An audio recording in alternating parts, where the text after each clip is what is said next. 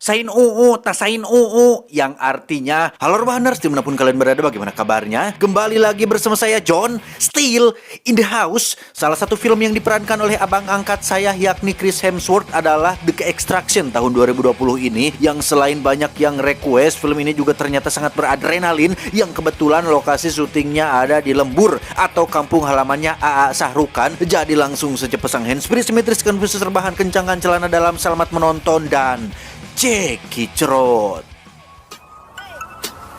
Get it when I get back.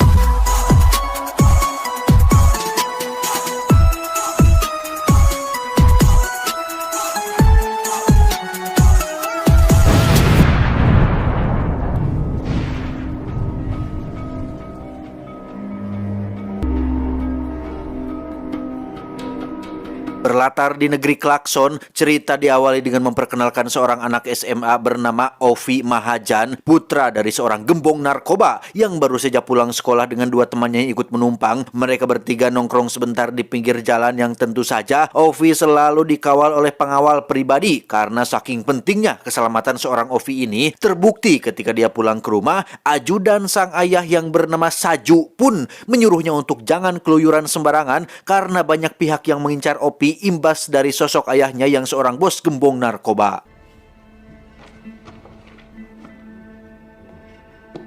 Sama seperti remaja baru akil balik konvensional pada umumnya, Ovi tidak pakai Sofianti pun nekat keluar pergi ke sebuah klub malam untuk menyusul kedua temannya yang ketika mereka sedang mengkonsumsi barang ngefly di belakang klub, muncullah beberapa polisi yang menculik Ovi dan menembak mati satu temannya. Kabar penculikan Ovi pun sampai di telinga sang ayah yang ternyata sedang mendekam di penjara. Saju, sang ajudan pun didesak untuk segera membawa kembali Ovi entah bagaimanapun caranya karena jika tidak, beliau mengancam akan menyakiti keluarga Saju apabila Ovi tidak segera diselamatkan.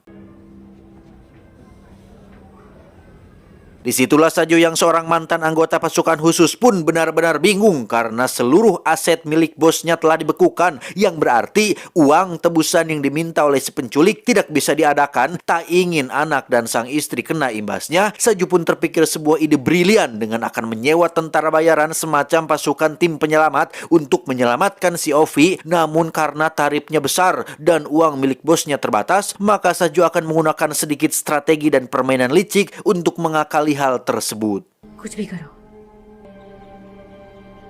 Dan inilah Kuch Kuch Hota Hai loh, dan inilah The Extraction.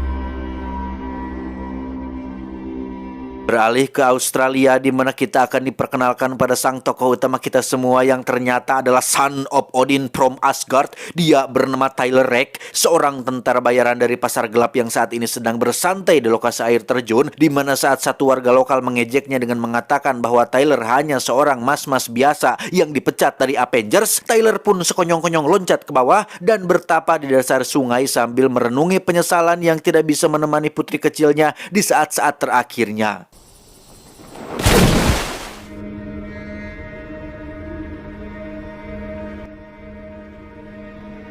Tak lama muncullah rekan kerjanya yang sama-sama tentara bayaran bagian administrasi dan marketing bernama Nick. Dia menawari Tyler sebuah misi penyelamatan seorang bocah India yang diculik oleh kelompok mafia saingan ayahnya, di mana Tyler langsung menerima pekerjaan tersebut tanpa bertele-tele karena sepeninggalan putri tercintanya. Tyler menjadi sosok yang haus akan adrenalin dan butuh uang untuk membiayai ayam-ayam yang menjadi peliharaan favoritnya.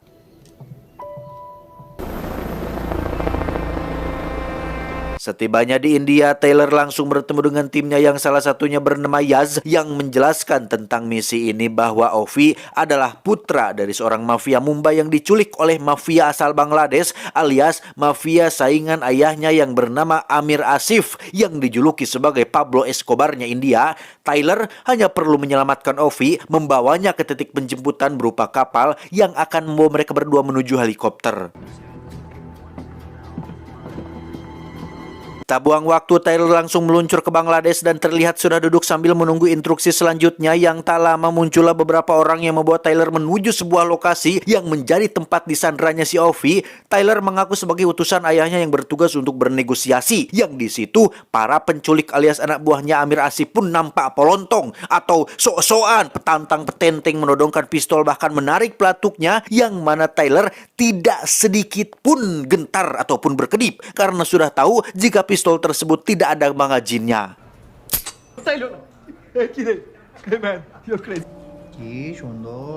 Saat Tyler dibawa keluar itulah rekan tim yang seorang sniper pun langsung menembak satu penculik hingga tewas. Yang dari situ terjadilah momen adrenalin ketika Tyler berhasil membantai mereka semua dan membawa Ovi pergi dari tempat tersebut.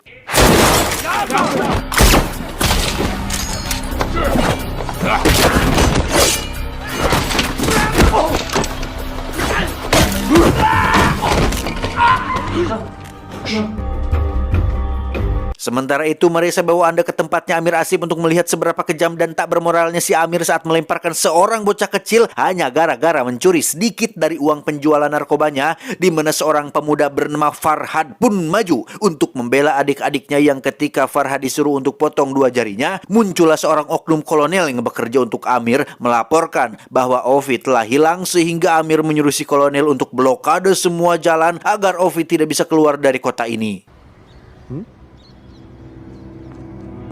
Kembali ke Tyler yang sedang menyuruh Ovi untuk mengenakan rompi anti peluru dan perkenalkan data dirinya sebagai bukti kepada Nick untuk dikirim kepada Saju agar segera melunasi sisa pembayaran jasa penyelamatan ini, di mana mereka berdua segera berlari menyusuri hutan untuk pergi ke titik penjemputan, yaitu kapal yang sudah menunggu mereka berdua.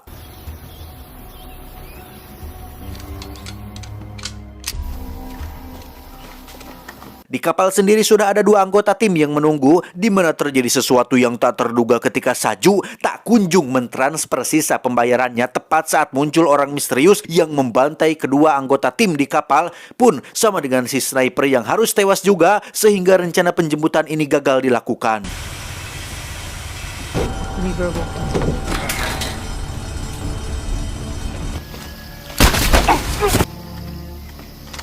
Dan ya, orang misterius ini ternyata adalah Saju yang datang untuk menjemput Opi, di mana tujuan Saju melakukan ini adalah agar bisa membawa Saju pulang tanpa harus melunasi pembayaran dan tanpa harus menghadapi kelompok mafia Amir Asif. Memang terkesan licik dan culas, tetapi Saju tidak memiliki pilihan lain karena bosnya alias ayah Ovi sudah tidak memiliki uang lagi untuk melunasi sisa pembayarannya.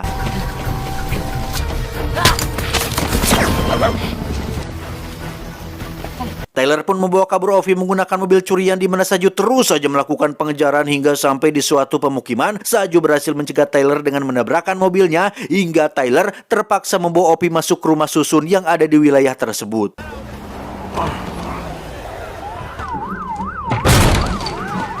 Tak hanya Saju, Tyler juga harus menghadapi para oknum polisi yang bermaksud mengejarnya sesuai instruksi dari Amir Asif, di mana Tyler lagi-lagi harus menghadapi serangkaian momen adrenalin saat dirinya berusaha semaksimal mungkin agar Ovi bisa tetap aman.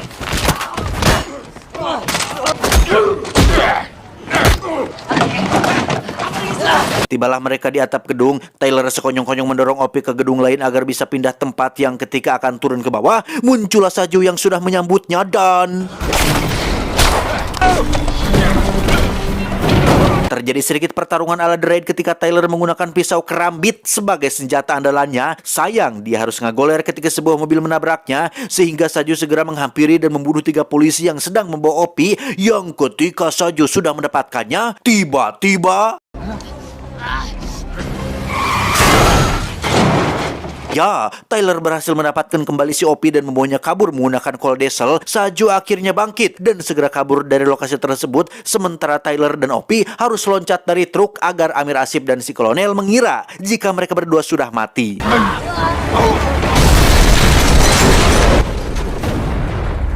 Berlokasi di sebuah pabrik, Tyler dan Ovi pun akan istirahat sebentar sambil mengobati lukanya. Yang di situ Nick menghubunginya untuk menjelaskan bahwa Saju datang untuk menjemput Ovi. Dia ingin menyelamatkan Ovi secara gratis tanpa membayar, yang dengan fakta bahwa rekan-rekan timnya sudah mati dan hanya Ovi lah satu-satunya harapan untuk Tyler bisa mendapatkan sisa uang pelunasannya. Tyler tidak akan pernah melepaskan Ovi bagaimanapun caranya. Yang di situ Ovi merasa cukup nyesek tatkala mengingat jika dirinya hanya dianggap sebagai paket, barang, benda, atau objek. Ovi tidak pernah mendapat perlakuan layaknya seorang manusia, termasuk dari ayahnya sendiri. Dirinya dianggap berharga hanya karena anak seorang bos mafia, bukan sebagai seorang insan manusia.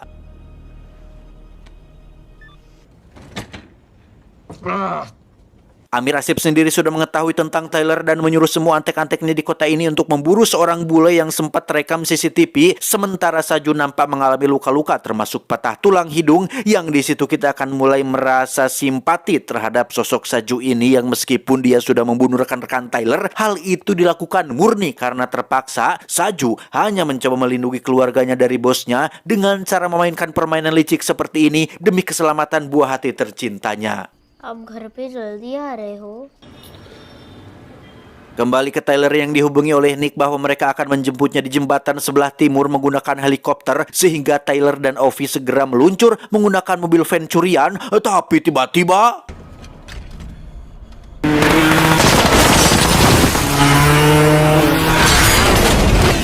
muncullah Farhad dan para bocil yang dimodali senjata untuk memburu bule veteran Avengers. Yang ketika para polisi bermunculan, Tyler dan Ovi terpaksa masuk ke dalam selokan yang baunya nauzubillah. Tyler meminta Nick untuk menghubungi rekannya yang ada di Bangladesh bernama Gaspar. Yang tak lama kemudian muncullah orang yang dimaksud, yakni si Gaspar yang sama-sama tentara bayaran yang kini sudah menjadi warga Bangladesh setelah menikahi wanita pribumi. Tiba di kediaman Gaspar alias pemeran Hellboy 2019, Tyler dan Ovi melakukan deep talk atau sesi perbincangan mendalam yang akan membuat Ovi mulai merasa simpati terhadap sosok Tyler yang kehilangan putri kecil tercintanya dan tidak bisa menemani detik-detik terakhirnya di saat sang putri kecil menghadap sang ilahi. Saat turun ke bawah, Gaspar langsung terlihat panik saat baru mengetahui jika anak yang dibawa Tyler saat ini adalah anak dari Mahajan, sang bos mafia Mumbai yang merupakan saingan dari Amir Asip. Yang ternyata si Gaspar ini bekerja untuk si Amir Asip, sehingga ketika Gaspar bermaksud untuk membawa dan menyerahkan Ovi kepada Amir Asip, Tyler langsung bereaksi hingga terjadi sedikit pertarungan yang diakhiri dengan kematian Gaspar yang ditembak mati oleh si Ovi yang turun tepat waktu.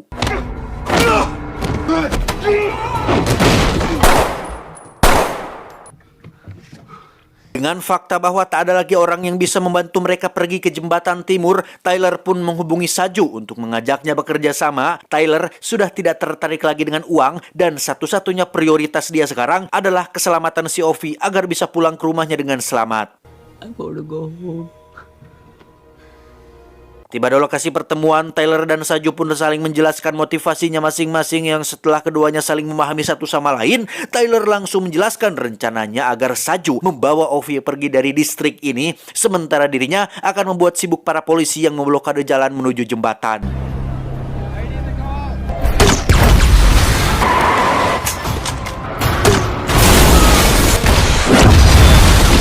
Kekacauan yang dibuat oleh Tyler berhasil memancing amarah Amir yang langsung menyuruh si kolonel untuk kerahkan semua pasukan ke lokasi tersebut. Sementara Saju masih harus berusaha untuk bisa lolos dari para polisi yang memblokade jembatan dengan cara membawa Ovi secara diam-diam.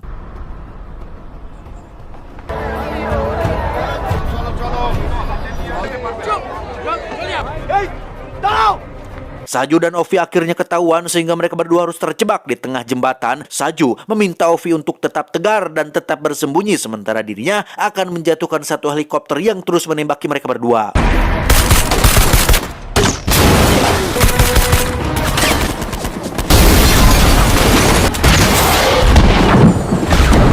Dan muncullah Nick yang berhasil menjatuhkan helikopter tersebut, sementara helikopter jemputan yang dikendarai oleh Yaz pun masih dalam perjalanan, di mana Saju terlihat sudah tidak walakaya alias sudah tidak berdaya ketika para polisi terus bermunculan, hingga akhirnya dia mati ditembak oleh si kolonel yang menjadi sniper dadakan yang bersembunyi di salah satu gedung.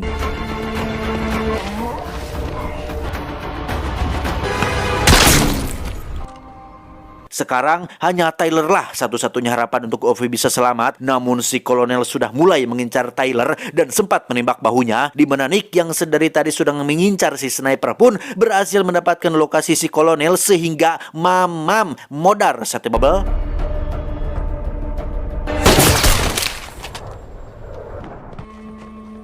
Tepat saat Yaz dan helikopternya muncul, Tyler menyuruh Ovi untuk lari secepat mungkin. Jangan pedulikan dirinya karena akan sangat sia-sia pengorbanan Saju dan dirinya apabila Ovi tidak selamat. Sehingga lagi pengorbanan dilakukan oleh sang tokoh utama demi menyelamatkan orang lain yang notabene bukan kerabat, teman, keluarga, dulur, atau punya ikatan darah. Yang ketika Ovi sudah lari dan Tyler perlahan bangkit, dia pun terkena tembakan dan jatuh dari jembatan oleh seseorang yang tidak disangki-sangki kemunculannya, yaitu Farhad, si pemuda Prindavan yang terobsesi untuk membunuh pemilik palu Mjolnir yang sekarang sudah tidak ada taringnya.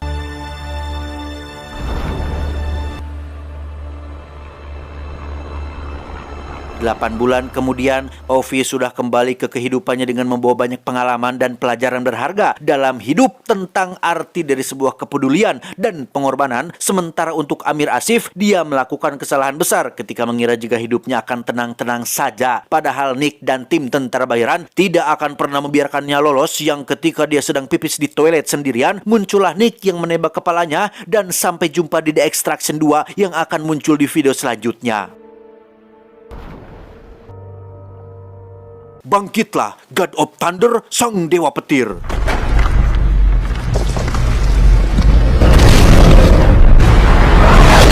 Tamat, ending yang cukup mengtanderkan.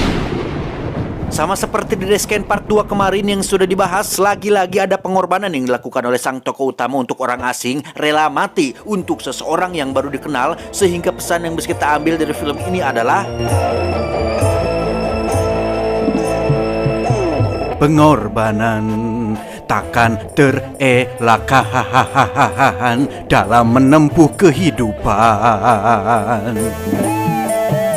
Pengorbanan pasti dibutuhkan dalam setiap perjuangan. Ingat, hidup adalah perjuangan, perjalanan adalah suatu pembelajaran. Jika tidak ada pengorbanan, lambat laun Anda akan tersisihkan. Saya John, mewakili direksi yang bertugas, mengucapkan terima kasih dan sampai jumpa di video selanjutnya. Adios, hantu kuyang penyakitan. Cuau, cuau, cuau.